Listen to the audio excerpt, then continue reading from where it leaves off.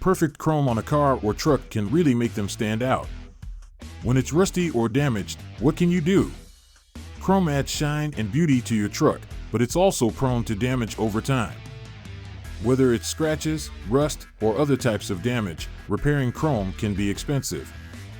But often there are ways you can make your chrome look almost perfect and nearly as good as new in your own garage or shop. First, you'll need to clean the area around the damaged chrome. Use a mild soap and water, then dry it completely with a clean cloth. Next, use a chrome cleaner to remove any remaining dirt or grime. After cleaning, you'll need to sand the damaged area of the chrome. Use a fine grit sandpaper or very fine steel wool to smooth out any scratches or rough spots. Next, wipe down the chrome with a clean cloth to remove any dust or debris. Now it's time to apply a rust remover. Make sure to apply it only to the damaged area. Use a brush to apply the rust remover and let it sit for the recommended amount of time. Then, rinse the area with water and dry it completely.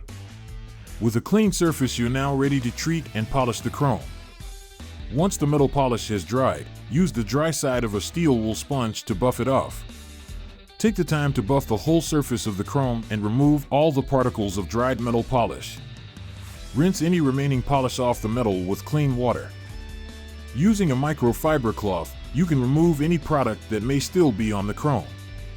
Keep rubbing with the cloth until you have a nice shine going. Sometimes, no matter how hard you try, you will not get the desired effect you are looking for. If the chrome is too far gone, you can use a good primer with a chrome paint. Talk to your auto parts store about which one they think will give you the most realistic look. This is probably an okay option for smaller chrome parts. The other alternative is electroplating the entire surface. This is an industrial process that will require your part to be taken to professionals. It comes down to basically 3 choices.